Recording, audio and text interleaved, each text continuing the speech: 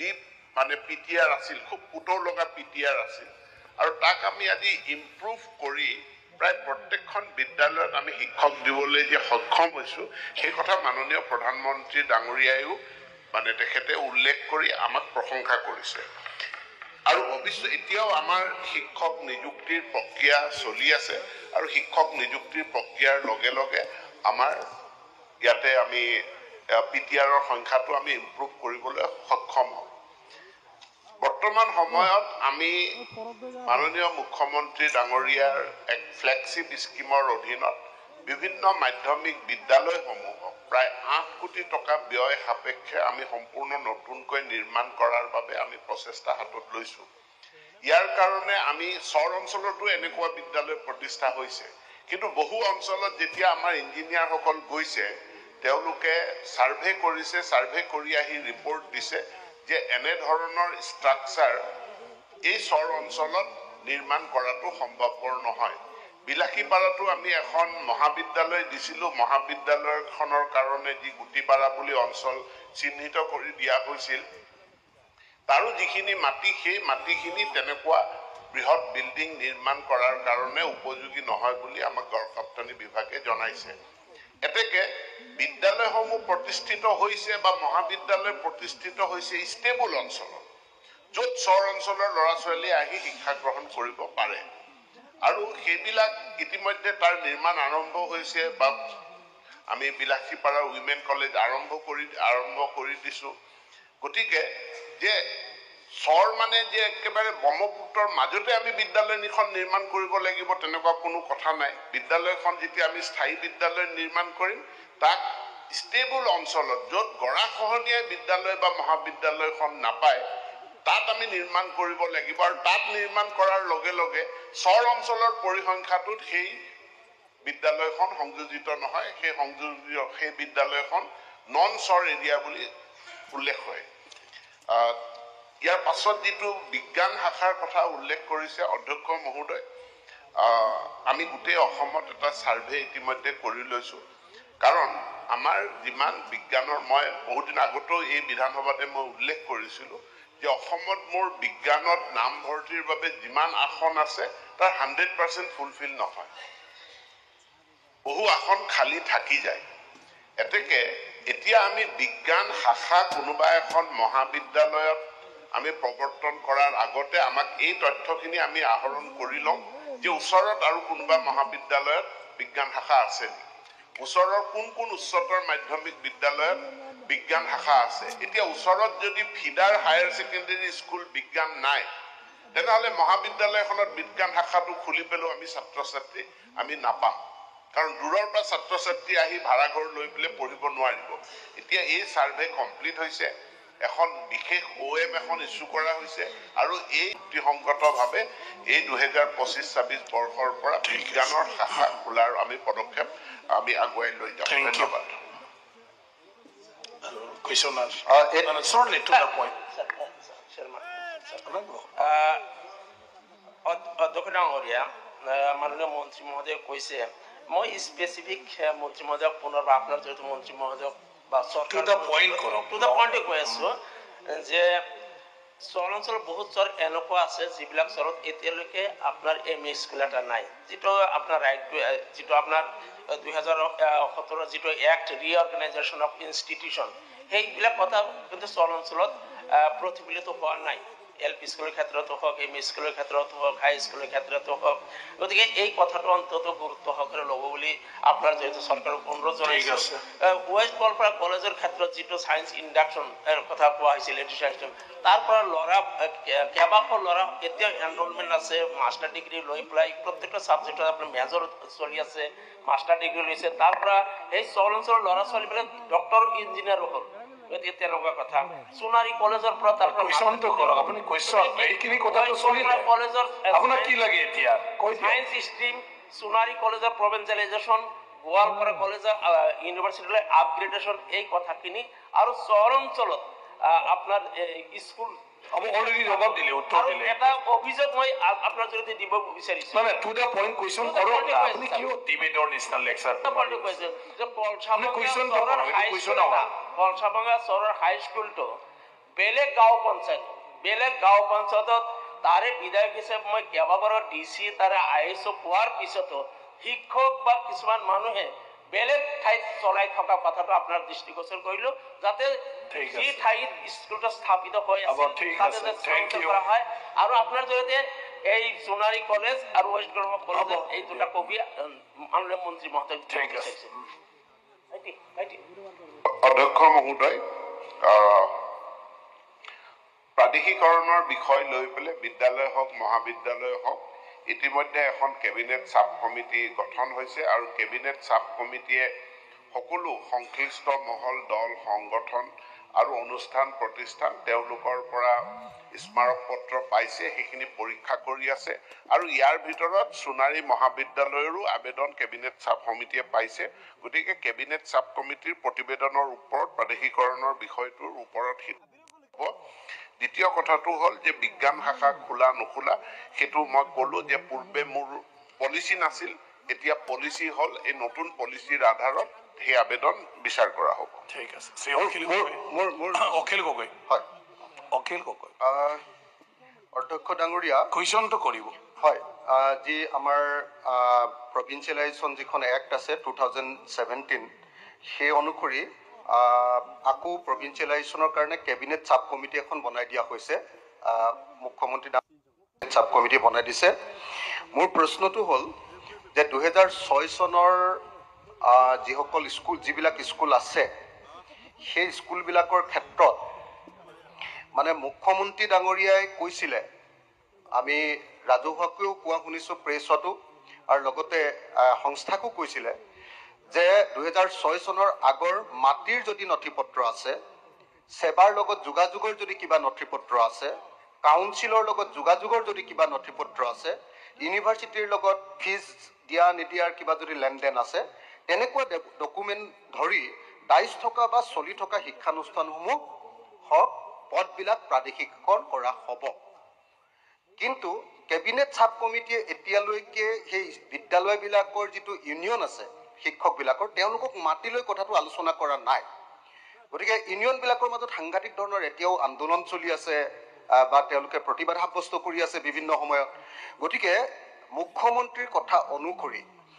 এই ধৰণে 2006 চনৰ যিবিলাক আগৰ যিবিলাক মাটিৰ ডকুমেণ্টকে ধৰি এই ডকুমেণ্টবিলাকক লৈ প্ৰাদেশিকৰণৰ ব্যৱস্থা কৰা হ'বনে এক নম্বৰ নিযুক্তিৰ ক্ষেত্ৰত একেলগতে আছে নিযুক্তিৰ ক্ষেত্ৰত আগতে 10 বছৰ আছিলে এতিয়া 6 বছৰ এক্সপিৰিয়েন্সৰ ব্যৱস্থাটো ল'বৰ কাৰণে ইউনিয়নবিলাকে সদায় কৈ আছিলে সেইটো মানি ল'বনে আৰু 2011 2001 2013 আৰু 2021 প্ৰাদেশিকৰণৰ সময়ত থাকি যোৱা যিবিলাক পোষ্ট আছিলে সেই পোষ্টবিলাকক লোৱা হ'বনে নহ'ব সেই কথাকেইটা মই আমাৰ মন্ত্ৰীমণ্ডলৰ পৰা জানিব খোজো আৰু লগতে শিক্ষকসকলক মাতি এটা আলোচনা বহুৱাবনে নাই সেইটো এটা মই জানিব খোজো অধ্যক্ষ মহোদয়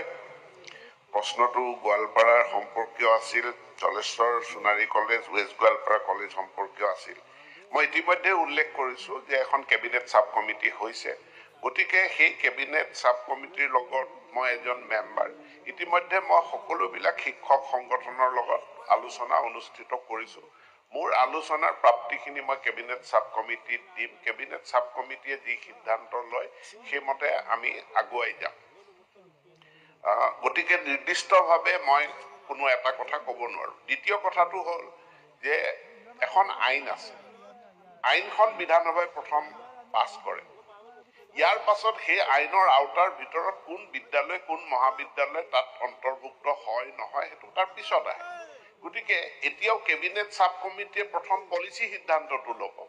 পলিচি সিদ্ধান্তটো লোৱাৰ পাছতহে ইণ্ডিভিজুৱেল বিদ্যালয় মহাবিদ্যালয় এখন তেওঁলোক আওতাৰ ভিতৰলৈ আহিব নে বাহিৰলৈ আহিব সেই কথাটো আহিব গতিকে এতিয়া ব্যক্তিগতভাৱে এখন বিদ্যালয় বা মহাবিদ্যালয় সম্পৰ্কে মন্তব্য কৰাটো আমাৰ কাৰণে সম্ভৱপৰ কথা নহয় মই সকলোকে অনুৰোধ জনাইছোঁ অকণমান ধৈৰ্য ধৰিলে কেবিনেট সাব কমিটিৰ প্ৰতিবেদনখন সোনকালেই দাখিল হ'ব তাৰ ওপৰত ভিত্তি কৰি কেবিনেটে নিশ্চিতভাৱে সিদ্ধান্তও গ্ৰহণ কৰিব আৰু সেই সিদ্ধান্ত লৈ মই বিধানসভাৰ মজিয়ালৈ আহিম ধন্যবাদ ধন্যবাদ স্যাৰ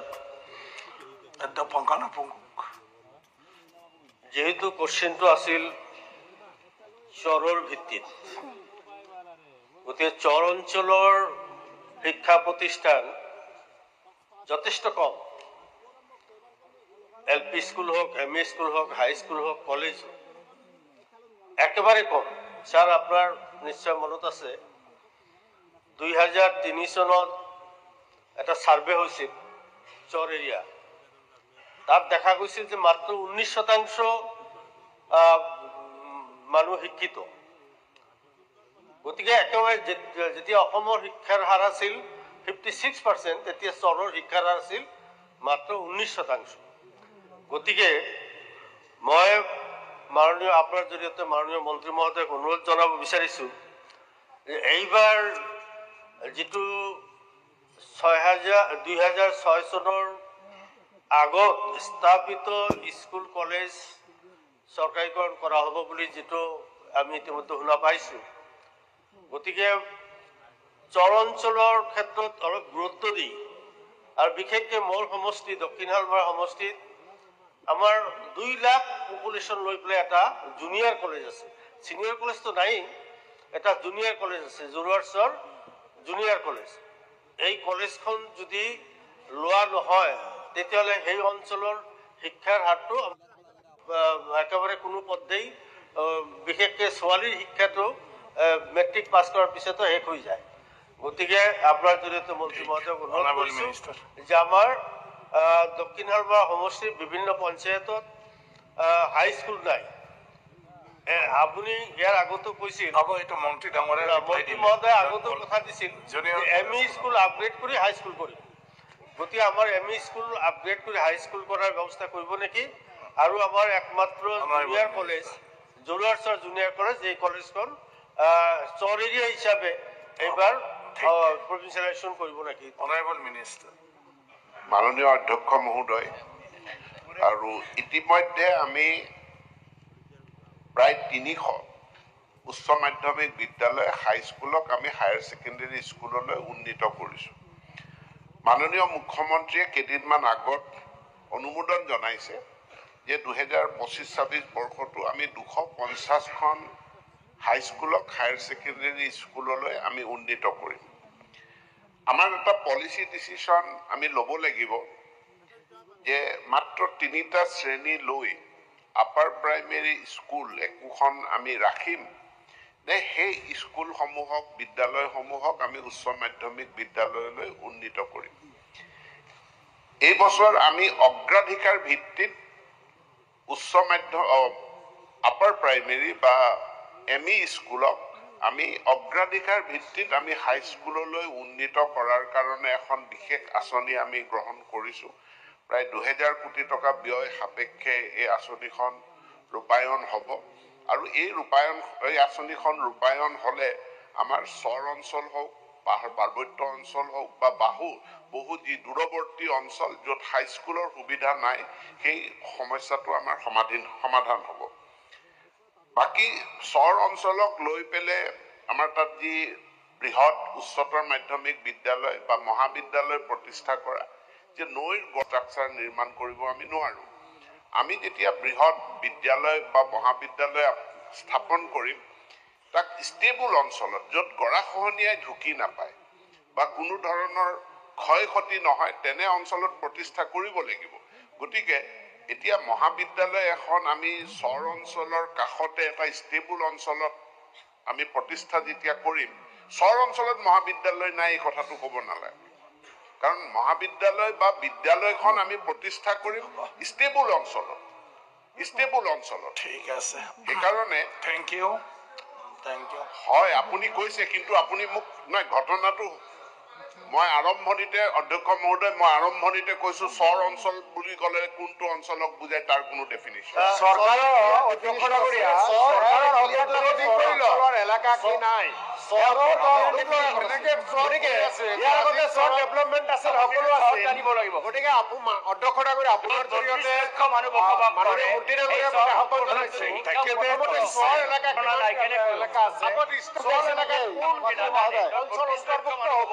এই বিষয়ে এটা উত্তৰো ভালকে দিয়া নাই প্লিজ আসন গ্ৰহণ কৰক স্যাৰ মানে মই কৈ আছো স্যাৰ এডুকেশ্যন মিনিষ্টাৰে এটা প্ৰশ্নৰ উত্তৰ ভালকে দিয়া নাই নাই সব পালমৰা উত্তৰ দিছে প্লিজ অখিল গগৈ সৰ বুলি কোৱা জপিয়ে উঠিছে ভালকে দিয়া বোলে ঠিক আছে এডুকেশ্যন মিনিষ্টাৰে এনেকুৱা হলে শিক্ষা ব্যৱস্থা কেনেকুৱা হ'ব সৰ ভালকে উত্তৰ দিয়া নাই জপিয়ে উঠিছে ক'ত এডুকেশ্যনৰ বিষয়ে ক'ব লাগে সৰৰ নদী বিষয়ে ঠিক আছে উত্তৰবিলাক সৰ বুলি কোৱাৰ লগে লগে জপিয়ে উঠিছে অখিল গগৈ ক'ত এডুকেশ্যন ভাল হ'ব ছাৰ ক'ত এডুকেশ্যন ভাল হ'ব ছাৰ উত্তৰবিলাক ঠিক আছে সদন হয় কলে শেষ আৰু কি আছে বক এটাই উত্তৰ আপুনি satisfied নহলে উত্তৰ ঠিক আছে উত্তৰবিলাক answer is answer where you are satisfied or not so you meet honorable minister and talk your problem আপুনি লগ ধৰক 100 বছৰৰ গোটেই বিষয়টো ক্ৰান্তি কৰি পেলাইছে চোৱা সেইকাৰণে মই কৈছো ৰিপ্লাই দিলে আচল উত্তৰটো নিদি বেলেগ পলিটিকেল কথা কৈ আছে এনে উল্টা উল্টিকে বাহিৰত গৈ পালে আপুনি ধৰি মানুহ তাতে বকবাস সদনত যিটো ৰিপ্লাই দিলে সেইটোৱেই ৰিপ্লাই ছাৰ honorable উত্তৰবিলাক ঠিকে আছে প্লিজ প্লিজ প্লিজ ছাৰ প্ৰশ্নটো উত্তৰে নিদিয়ে উত্তৰবিলাক ঠিকে আছে ছাৰ প্ৰশ্নটো উত্তৰ নিদিয়ে আৰে বেলেগ আৰে এনেকৈ বকি থাকিব নালাগে গল্প কৈ আছে আমাক গল্প উত্তৰটো লাগে প্লিজ মাননীয় প্লিজ এটা কুৱেশ্যন মাননীয় অধ্যক্ষ মহোদয় অসম চৰকাৰে ৱেলফেয়াৰ অফ মাইনৰিটিজৰ আণ্ডাৰত যিহেতু চৰ এৰিয়া ডেভেলপমেণ্ট ডিপাৰ্টমেণ্ট আছে তেখেতসকলে এটা বাজেটো পায় সেই গতিকে কোনবিলাক অঞ্চল চৰ কোনবিলাক নহয় এইবিলাক বিষয় লৈ সকলো বিভাগকে যাতে এটা নিৰ্দেশনা দিয়ে তাৰ বাবে আপুনি এটা ডাইৰেকশ্যন দিয়ক যাতে এনেকুৱা ধৰণৰ কনফিউজন নহয় ছাৰ ডেফিনেটলি তাৰ মোৰ এটা সাপ্লিমেন্টাৰী আছে অধ্যক্ষ মহোদয় মই এই সদনক জনাওঁ যে যিসমূহ অঞ্চলত হায়াৰ ছেকেণ্ডেৰী স্কুল নাই বা যিসমূহ অঞ্চলত হাইস্কুল নাই তাত আপাৰ প্ৰাইমেৰী স্কুলক উন্নীতকৰণৰ জৰিয়তে আৰু হাইস্কুলক উন্নীতকৰণৰ জৰিয়তে সেই নাটনি দূৰ কৰাৰ বাবে চৰকাৰে পলিচিগত সিদ্ধান্ত গ্ৰহণ কৰিছে আৰু এই সিদ্ধান্ত ইতিমধ্যে কাৰ্যকৰী কৰা হৈছে 300খন হাইস্কুলক উন্নীত কৰা হৈছে আৰু এই বছৰো আমি 250খন হাইস্কুলক হায়াৰ ছেকেণ্ডেৰী স্কুললৈ উন্নীত কৰাৰ কাৰণে আমি সিদ্ধান্ত গ্ৰহণ কৰিছোঁ তাৰ মোৰ এটা সাপ্লিমেন্টাৰী আছে মই সাপ্লিমেন্টাৰী সবৰে আছে ৰুল মতে যাব লাগিব সেমান হল স্যাৰ